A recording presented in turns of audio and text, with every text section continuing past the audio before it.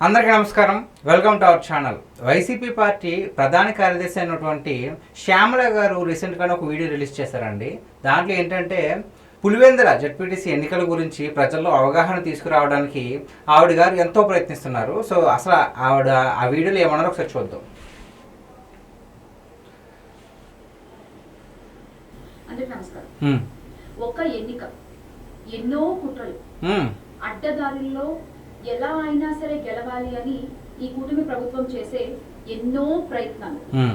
2024 ఎన్నికలు తీసుకుంటే వైఎస్ జగన్మోహన్ రెడ్డి గారిని ఎదుర్కోవడానికి 3 పార్టీలు ఏకమయ్యాయి. రాష్ట్రంలో ఉన్న ప్రధాన మీడియా సంస్థలన్నీ కూడా ఆ 3 పార్టీలకి వంత పాడాయి. అంతో ఇంతో ఎన్నికల శ్యామల గారు ఏమంటున్నారంటే 2024 ఎన్నికలు చూసుకుంటే కనుక జగన్మోహన్ రెడ్డి గారిని ఓడించడానికి 3 పార్టీలు కలిశాయి. సో అలా అంతటి పరిస్థితిలోకి వచ్చారని చెప్పేసి ఆవిడ అంటున్నారు.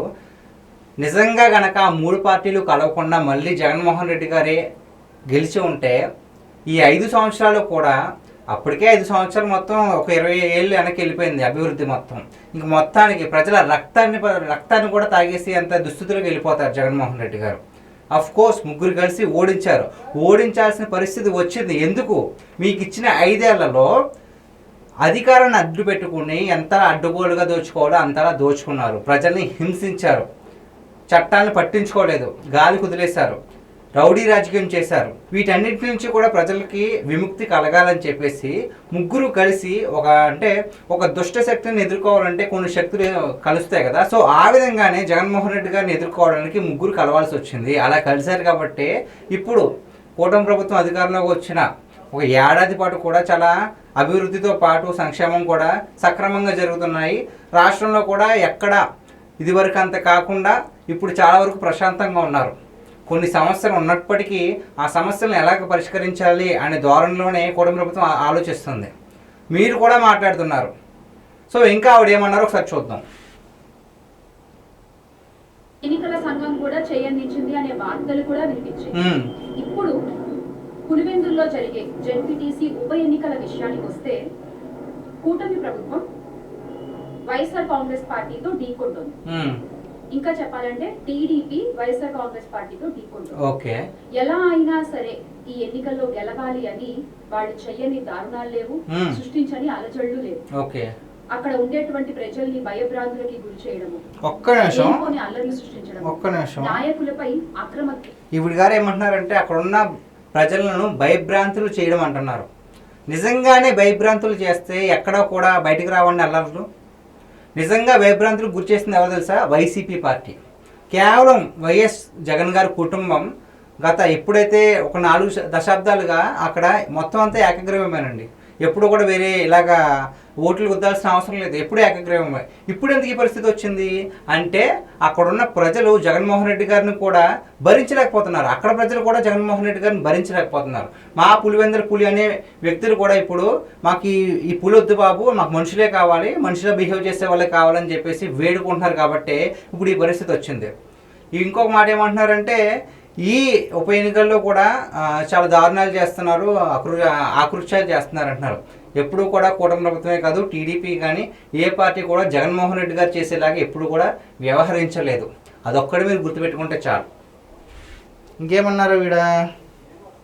కేసులు పెట్టడము ఇలా చెప్పుకుంటూ పోతే చాలానే ఉన్నాయి. అంటే ఇవన్నీ దేనికి అంటే అక్రమ కేసులు అంట. ఈవీఎంల ద్వారా జరిగే ఎన్నికలు అనుకోండి, ఎలాగో అలా ఈవీఎంలని మేనేజ్ చేసేసి అమాంతంగా ఓటింగ్ శాతం పెంచేసుకుని లేని ఓట్లను జత చేసేసి ఎలాగో గెలిచేయడం వీళ్ళకి తెలుసు.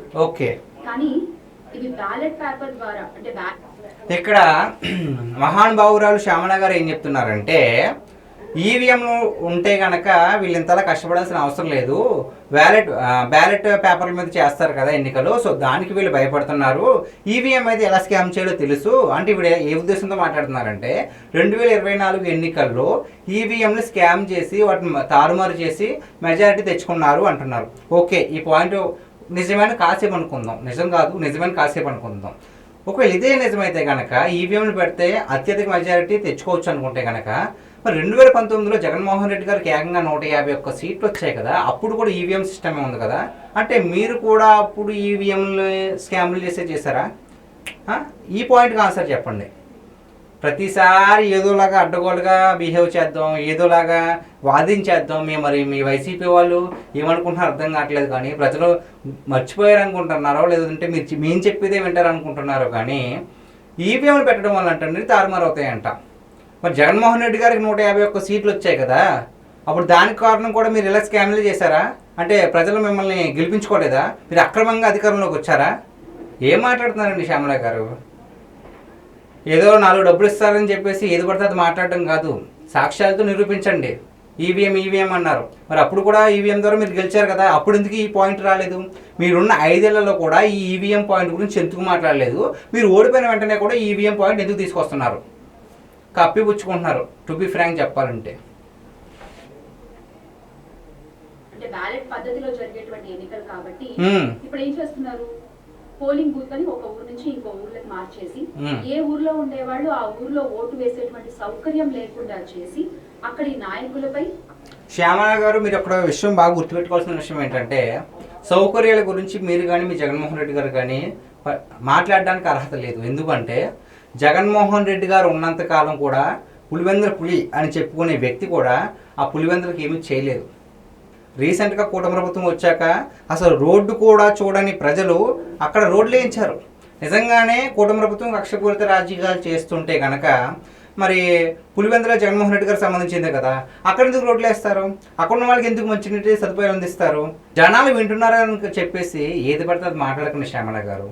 మీకంటూ ఒక గౌరవం ఉంటుంది, మీరంటే ఇష్టపడే వాళ్ళు కూడా ఉంటారు. వాళ్ళ నోటంప్పుడు కూడా మీరు చీ అని అనిపించుకోకండి. కొంచెం హుందాగా ప్రవర్తించండి, అంతే నేను చెప్పేది, అంతకుమించి ఏం కాదు. ఇంకొక విషయం ఏంటంటే, మీరేమంటున్నారు, ప్రజలారా మీరు మేలుకోండి, ఎలాగన్నా సరే అవినాష్ రెడ్డి గారు నియంత్రిస్తున్న ఆ జడ్పీటీసీ అభ్యర్థులకి ఓటు వేయండి అని మీరు చెప్తున్నారు. తప్పేమీ కాదు, మీ అభ్యర్థుల్ని మీరు గెలిపించడానికి మీ ప్రయత్నాలు మీరు చేస్తున్నారు. కానీ ఇలాంటి దుష్ప్రచారాలు చేయకండి ప్లీజ్. అయినా మీకు ఎన్ని చెప్పినా ఏం ఉపయోగం లేదు. కానీ మీ జగనన్న ఆనందం కోసం మీరు ఎంత అడ్డుగోలుగానే వ్యవహరిస్తారు, ఎంత నీచమైన వ్యాఖ్యలన్నా చేస్తారు. సో గైస్, ఈ వీడియో పైన మీ విలువైన అభిప్రాయాన్ని కామెంట్ రూపంలో తెలియజేయండి. శ్యామల గారు కరెక్ట్గానే మాట్లాడారా, లేకుండా ఏదో స్క్రిప్ట్ వచ్చింది కదా, సో జగనన్న గారిని మెప్పించడానికి మాత్రమే ఇలా మాట్లాడారా అన్నది ఏంటనేది మీ విలువైన అభిప్రాయాన్ని కామెంట్ రూపంలో తెలియజేయండి. Thank you so much.